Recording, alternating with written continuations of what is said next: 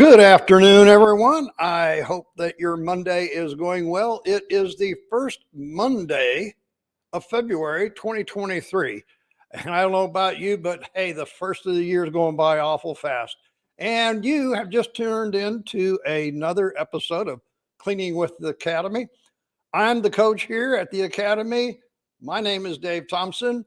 And I hope that you've watched some of the hacks that we've released over the last, well, probably 7, 8 weeks. Anyway, like we do every week, we play a hack from last week, review that a little bit, and then we'll show you the hack for this week. If you have a question and you're watching on Facebook, YouTube, or LinkedIn Live with me this afternoon, just put it in the chat.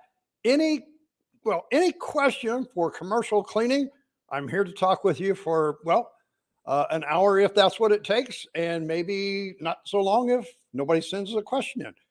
Some people did send in a couple of questions, but first of all, I'm going to play last week's hack so that you can get caught up, and then we'll go on to the next one. So let's see if we can add this in.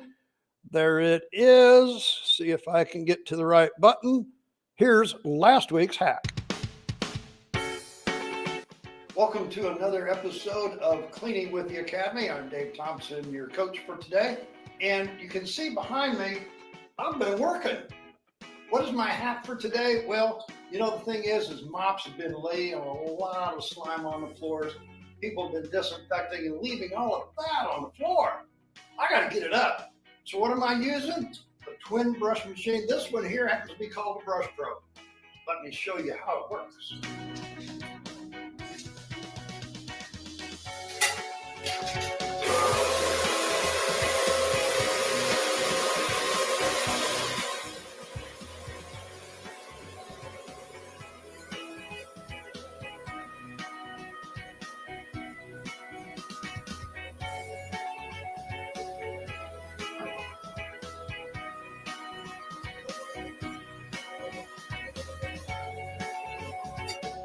Okay, so you saw it spit out that dirt. I didn't put that dirt there. A dirty, filthy mop did that. So really, are you disinfecting? Are you cleaning when you put the chemical in the mop bucket? Remember some of my hacks that I've shown you? Put the chemical on the floor, brush it in, and hey, stay tuned for another hack. I'm going to show you how to pick this up and rinse the floor. Stay tuned for another hack here at Cleaning with the Academy.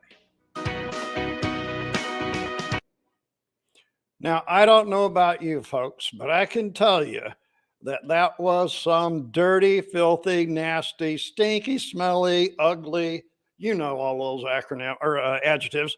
I mean, that was a bad deal. Now, it's not the worst one I've ever been on, I will have to say. The idea of using a twin brush, cylindrical brush machine is that the brush rotates this way. And if you have two of them, they rotate against each other.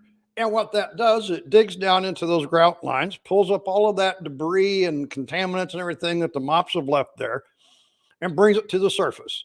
Now, yeah, somebody did send in a thing. Well, how do you get it up? That's another hack. I'll show you that later. The thing here is, if you have a rotary machine, it just simply pushes it down. Somebody said it makes dirty water. Yes, I will say it does some, but not as efficiently as a cylindrical brush machine. Now, I did have a question after I played the last hack last week. Somebody sent in a question a little bit later, and I want to answer that one first before we go any further.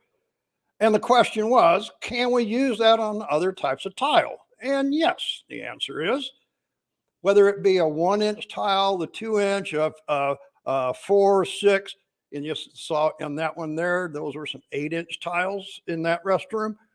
We use it on all types of cylindrical or all types of grouted floors. The beauty of a twin brush machine, no matter who the manufacturer is that that brush gets down and it just kind of floats along the top. Now, in the case that we were doing here in the bathroom, we used black brushes from this particular manufacturer. Those are stiffer. They have a blue set that is for softer floors. So as we go through the year, we're going to be playing a few more hacks on cleaning other surfaces. You'll probably see that machine used in a number because over the years, I've learned that the cylindrical brush, twin brush machines are some of the best machines there are to remove those. Well, I hit the wrong button there. Hang on. Got to get rid of that. Sorry about it, folks. Hit the wrong button. Anyway, now the other thing is can we use a different type of machine that has a vacuum in it? Well, sure. Yeah, any cylindrical brush machine that has the twin brushes. Some of them have water, some don't.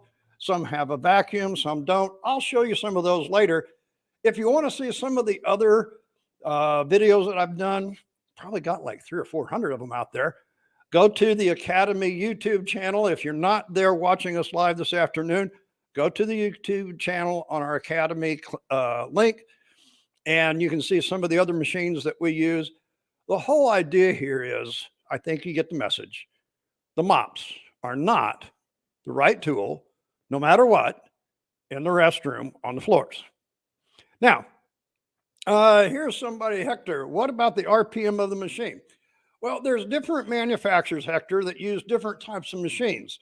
Now, I will tell you that this particular machine, I believe, runs at around 600 RPMs. Some of them go up into the 3,000. You know, it's not really how fast that works. Understand, a cylindrical brush machine only has about 1 inch of contact on the floor. So any of its speed is going to be magnified, and its ability to get into that grout line is going to be magnified. Now, most people have been scrubbing with a rotary brush machine, 175 RPMs, and goes around like this. Now, you noticed one of the things on that one there? That machine didn't spit all of the dirty water that you saw up on the baseboards. It didn't spit it up on the bathroom style, the partition style. So the thing here is, why use a machine that splashes the walls? And then you got to clean the wall because of the machine. If you watched the hacks before, we'd already cleaned the wall. Now, I've got a hack for this afternoon that we're going to show you, because somebody also sent in one and said, wait a minute, I can't follow along. You're cleaning the bathroom in all kinds of places.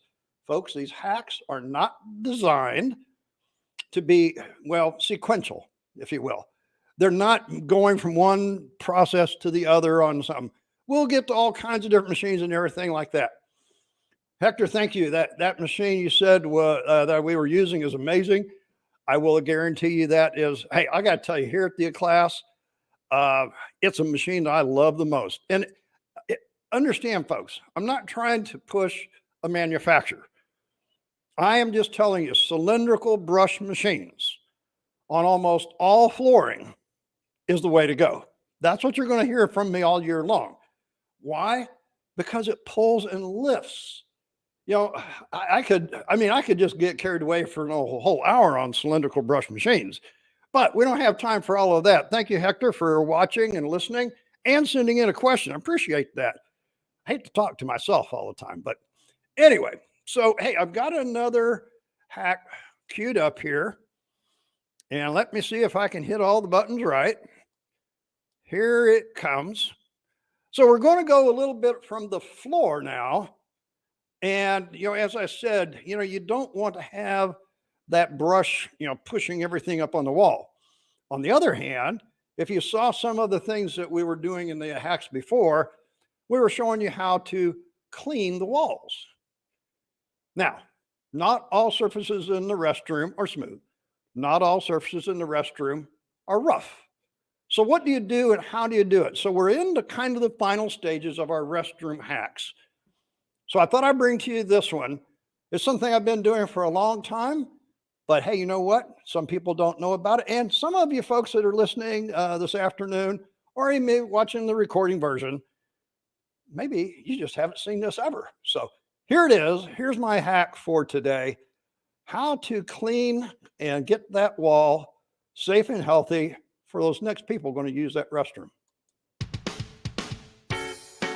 Welcome to another episode of Cleaning with the Academy. I'm your coach, Dave Thompson, and you can see I'm back in the restroom again. So we've done all kinds of things, but one of the things is that I've used my cleaner, my disinfectant, and I got something else over here I haven't shown you yet. But how do I get it all off? Well, the final touch of any restroom is making sure it's healthy for everybody. So here's my hack for the day. Don't use a rag. Don't use a pad. Use a squeegee. This is a smooth, flat surface. It's not rough like that wall over there. So what am I going to do? I'm going to take my rinse solution. Yes, I did say rinse. And I'm going to spray it on that wall. Now that's after I've cleaned it and I've disinfected it, because what I'm going to do is make this safe. I don't want any chemicals left for anybody having a problem with in this restroom. So anywhere that I've got a flat, smooth wall, I'm simply going to rinse. Yes, I did say plain water. Now, rather than using the rag, use your squeegee. I didn't say a window squeegee, did I? So what you do is you squeegee off. That's making sure you remove. You see all that stuff falling off there? That's what we're going to do. We take this and we squeegee this down, and we get that all off, put it on the floor. Now, if you want to do a final touch, take your red microfiber and detail the edge. There's my hack for today. Thank you for listening to another episode of Cleaning with the Academy.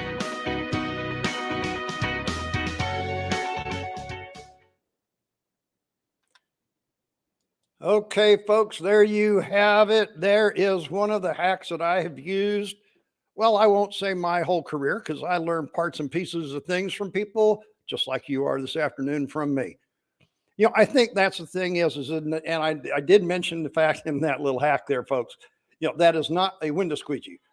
If you notice, that is just a low grade utility squeegee. Now, I mean, I don't know if anybody's ever done this at home. You get soap scum in the shower, right? And you've got, your shower walls, and they say, use a squeegee. And there's all kinds of them out there that are all fancy and curved and all this. The whole thing is with that squeegee is to remove everything. Well, here's my thing. Whenever you get through cleaning it and you went through the process of disinfecting it, I'm about making it safe. A number of years ago, there was a program, actually a law that came into existence for baby changing tables. And one of the things that appalled me with that was they said, leave the disinfectant on the baby changing table. I'm sorry. The disinfectant will burn a baby's rear end. If any of you have been following green cleaning over the years, I've been involved in green cleaning for probably nearly 30 years. Long before it was actually called green cleaning. What do I call it? Healthy. I mean, that's one of the words I use a lot. So one of the things I learned is to rinse. Yes, that's what I said there. You will hear me continue to say that all year long. Once that we've used our chemistry, why is it that we leave it on the surface? We need to get it off of the surface so that that surface is now safe for people to touch and to use. I mean, come on, think about this. You wouldn't leave the soap on your dishes, you rinse them. You don't leave the soap on your car, you rinse it. You don't leave the soap on your clothes, you rinse them. Why is it that just because we use a disinfectant that we don't rinse the surface? Now, to remove that rinse water, instead of drying with a rag and all of that and trying to get all of that, hey, my hack is just use that utility squeegee it to the floor. And if you want to do that before you do the scrubbing with the cylindrical brush machine, be my gift. You want to do it afterwards? Hey, we still have to pick up what's on the floor. As you will learn in another hack that's coming up, we're going to talk about the final steps for cleaning the floor. My thing is take everything that's on the walls, push it to the floor, and then we'll pick up the floor. So you might also be thinking, I'm not too good with mops and rags. They leave film. I mean, I don't care whether they're microfiber or what, they all leave some type of a film because the surface has to dry. Anytime a surface has to dry, it leaves a film. Squeegees don't leave a film. Anyway, there's my hack for today. There's our hack from last week. Thank you, Hector, for leaving us a chat today and asking a question. I get these questions all the time. And one of the ones I got here just recently was concerning a floor. Gee, imagine that. I'm going to talk about a floor. By the way, folks, about 80% of what we do in the custodial industry is taking care of floors of some sort. Now, I did a podcast this morning. You'll see it come out later next week about, well, the, what do we call synthetic floors, rubber floors in this particular case. And the person and I was talking about this, and he said, I just went out there to try to take care of the issue and consult with them and find out what it was. And he says, all I do to start with is I take a spray bottle of water. For me, I would like to have a squirt bottle, but hey, that's my opinion. And he says, I take a white rag, I put the water on the floor, I let it sit there for a minute, I take the white rag, and I see if I can get a clean spot. This is basically what we're talking about. So much of the time, what we do today in the cleaning industry is we have a film buildup, whether it be on the walls like we were talking today in this hack, or whether it be on the floors, whether it be on a countertop, a student's desk, whether it be on the handle that you're touching going in and out of the bathroom. My thing here, the hack I'm going to tell you all year long: rinse, rinse, and rinse some more. My thing is rinse the surface before you start using additional chemistry. Many times you find out that simply removing the film of chemistry and other contaminants with simple water and rinsing is all you need. Anyway, we don't have any questions coming up. I appreciate your time this afternoon. We will be back here live next week to, talk about upcoming things and another new hack. So let me see if I can hit the buttons right here. And we got one more thing to show you. If everything works out right here. This is the Academy's YouTube or Academy's website. And you will find here the onboarding classes from our online learning courses. If you go over here, you can see all of the classes we have for all of the different types of cleaning and issues that we have, live classes that I teach right here in Orlando. If you want to join me here at Cleaning with the Academy, please just scroll down here. You can submit your question right here. You can watch the latest hack. But if you'd like to join me live on the air and have a two-way conversation and we can kind of chat, you can actually put in and you can reserve your spot to sit here with me. I'd love to have somebody to sit here and kind of banter with and talk with, or hey, maybe even you've got a solution that we need to all know about. Anyway, there's a whole lot of stuff on here. You're also going to notice that we have a facility certification program here. Many people don't know about this.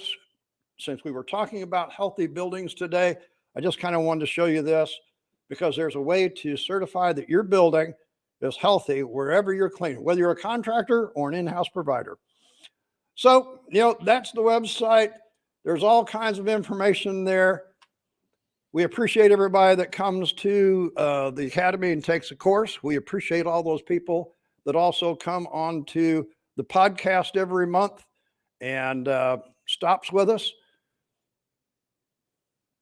Anyway, looking to see if there's anybody chatting anything here. I see there's some people still watching. Thank you very much for being on with us, YouTube, LinkedIn, and Facebook Live.